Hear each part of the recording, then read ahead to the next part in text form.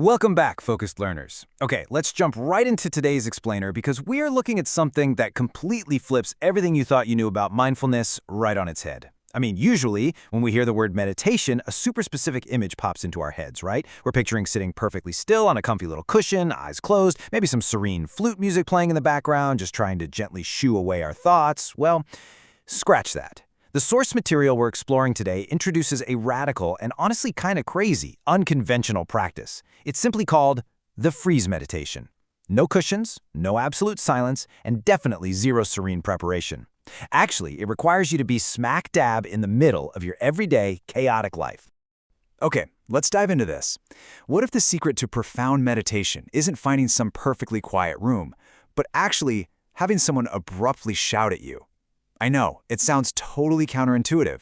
Traditional sit-still meditation is all about intentionally separating yourself from the world to find peace. But this text outlines a practice that literally attacks your daily routine head-on. It suggests the real path to awareness isn't about stepping away from your day-to-day stuff. It's about being completely, jarringly interrupted right in the middle of it. It's sudden, it's startling, and it entirely relies on an external trigger. Section 1. The unpredictable stop. So the source material actually explicitly suggests enlisting the help of other people for this. And you might be wondering why. Well, because doing this meditation totally alone is incredibly difficult.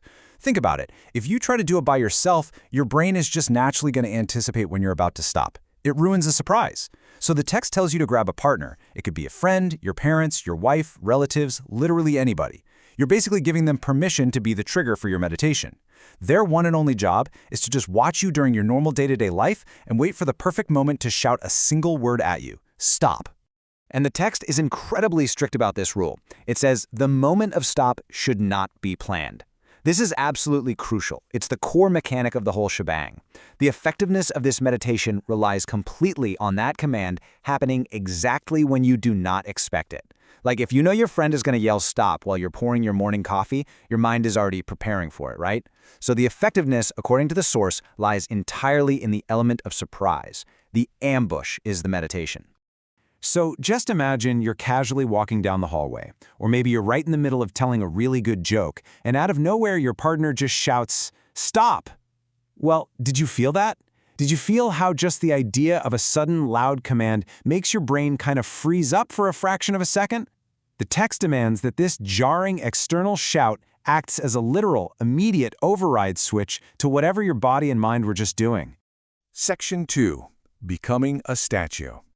Let's move to the mechanics and see how this built, because the instructions here are absolutely rigid. Step 1, you hear the shout. Step 2, you do not move. Step 3, you become a statue. Notice how the text doesn't say slow down. It definitely doesn't say finish your step and then pause. No way. It says the exact millisecond you hear stop, you freeze instantly. You transform from a moving, dynamic human being into a completely rigid statue right there on the spot.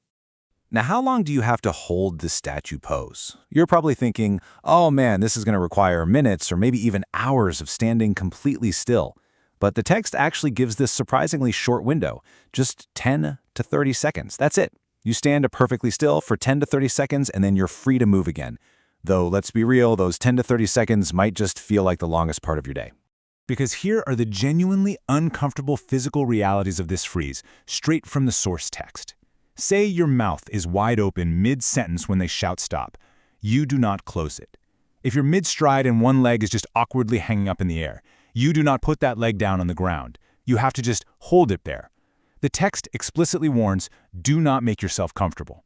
Your instinct is immediately going to scream at you to shift your weight or close your jaw or just find some balance. You have to fight that urge completely. You remain a statue exactly as you were caught. So, the crucial point is, what's actually happening in that moment of absolute uncomfortable rigidity? Well, the text gives us this profound spiritual outcome. You are thrown into your being. By abruptly halting your physical momentum in a totally awkward, completely unplanned posture, the distraction of your daily activity is just instantly severed, cut off.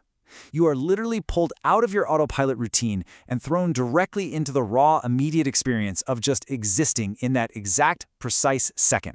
Section 3. Freezing the mind. Now, what's really interesting about this concept is the core philosophical thesis of the source material. We almost always think of the mind and the body as two completely separate things, right? Like software and hardware. But the text argues that the mind is actually just the inner part of the body, and the body is just the outer part of the mind. They aren't two different entities at all. They are one. They're completely connected and continuous with one another. And because they are one, the text establishes this super direct causal relationship. When the body freezes, the mind also freezes. You simply cannot separate the two. If you force the outer part, the physical body, to suddenly and unexpectedly stop right in its tracks, it automatically forces the inner part, the mind, to stop as well.